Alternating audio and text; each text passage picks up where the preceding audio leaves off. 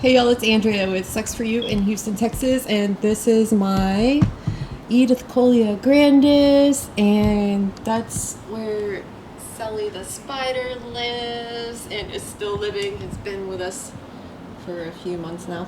And yesterday I noticed that this length on this plant right here, look how long that is.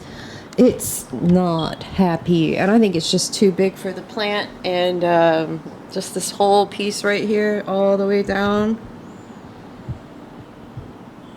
the main section of it is just soft and wrinkly, and I tried to water it. Just kind of some targeted watering down at the base. Didn't do much. So what we're going to do is to cut it and propagate the sections on here, because you can see like right here it looks floppy and sad, but then that looks like chunky, shiny, happy. So we're going to take the length off, and then we're going to make cuttings and get them rooting and start a new pot. And to be quite honest, I am tired of moving this pot around in and out of the garage, in and out of the house during the freeze, and having to worry about all of this length. And I look at it like all the time, and I'm like, I should probably propagate that. And the plant's like, you know what, I need a haircut, and if you're not going to do it, I'm going to do it myself. Because what would happen is this whole piece would eventually just start dropping pieces off. So real easy. Got my clippers. I have sterilized them with fire, and I'm just going to take that piece right there and cut it. And now we have work to do. Okay, here we go, and I'm going to start at there, the end. And yeah, this is going to be fun. She's spiky. She's kind of bitey. These pieces right here, like the way that looks, it's just soft, and I don't know. I'm just gonna go ahead and start just cutting, and I might have to actually see. That's how would I work with that piece? That's gonna be a really weird piece to work with. So here's what we're gonna do. This is gonna be the new base, and these are gonna be, so this is gonna be 3 pieces. Okay, so we're gonna trim there.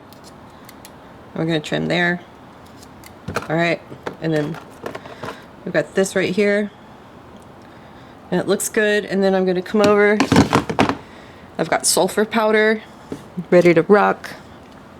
Sulfur is going to help it heal up without any pathogens getting in there and causing it to rot before it can root.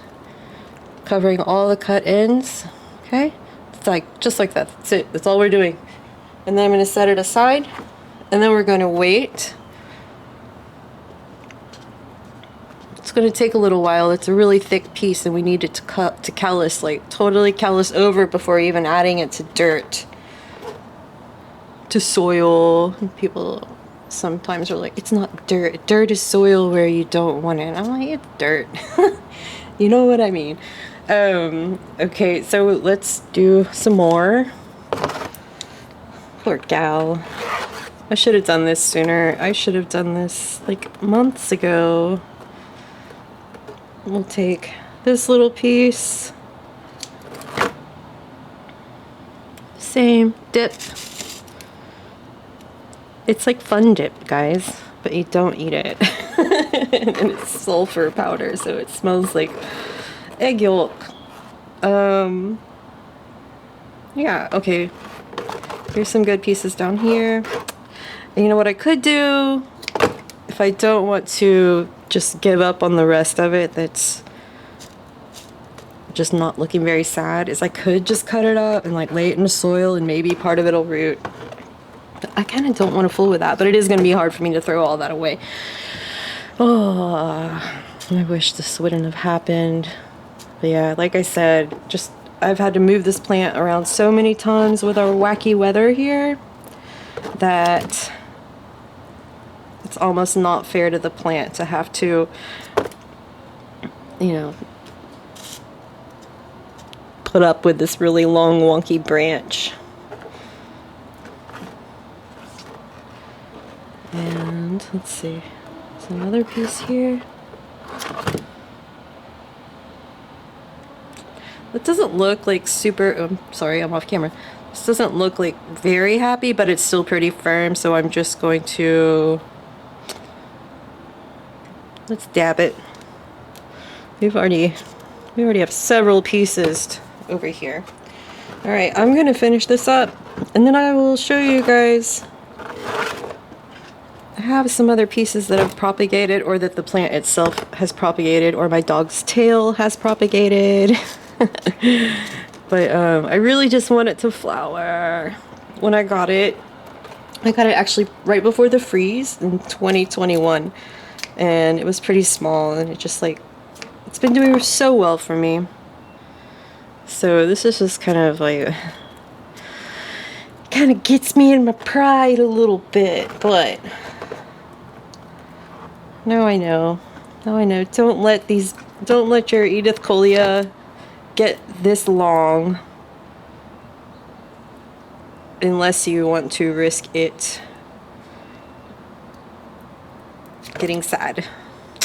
Look at that funny piece right there. It's like already breaking off. Yeah. Dip. Dip, dip, dip, dip, dip, dip, dip, dip.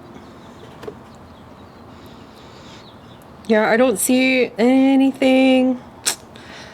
There's no pests on here, and I have that sweet little spider living in there, and she's definitely helping keep things under control. But I don't see anything in here that looks like an actual like an issue, like as far as pests or even like fungal. It could be fungal, but I seriously doubt it, because the rest of the plant just looks totally fine. Really, really happy. And so hopefully, ouch. Told you she's biting. Hopefully, taking all that off, taking that branch off, is going to like help the rest of the plant, at least that particular section of the plant,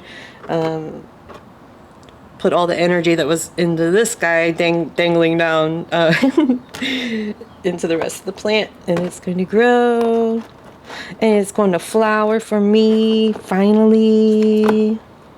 I don't know about those pieces. I'll work with those later. Ah. Yes, you can tell the difference between where the plant is happy. It's really kind of hurts to touch, and the other parts, the spines they're softer, they're sadder, but you can touch them. All right. Well, I think that's going to be all I take for now. Here's one more little one. Did I dab this one yet? This one, that doesn't look good right there. But take off those pieces, and just wanted to have a happy start. All right, so those guys are gonna chill for a while, probably like a week or so, before I even put them near soil. And this is a cutting that I took off. It looks like it had some sun damage, and I did the same thing, stuck it in here, waited and stuck it in some soil. And I can't remember how long ago, but you can just peek at it.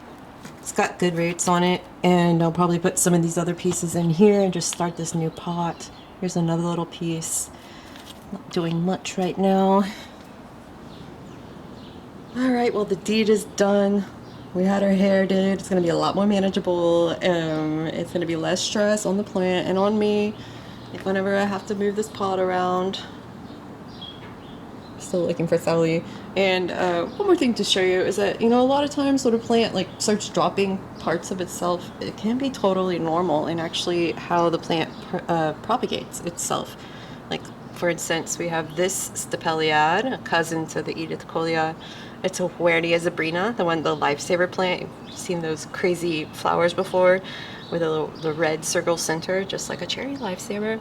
So these pieces, once they get like too heavy and the plant, it just gets to be too much, it'll just drop, and a whole section will fall, or just like a little piece. But at that point, if you just lay them down, they will start to root.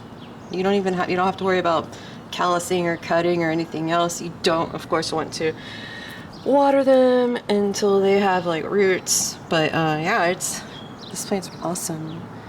And this one's super, super, super, super easy. Pretty common, pretty easy to come by. But look at it. It's like purple right now. What you doing? Show off. So fancy. Okay, everybody, that's it. Thanks so much for watching. And please like this video, subscribe to my channel if you haven't already, and be sure to check out my book, The Succulent Manual, A Guide to Care and Repair for All Climates. Bye, Edith.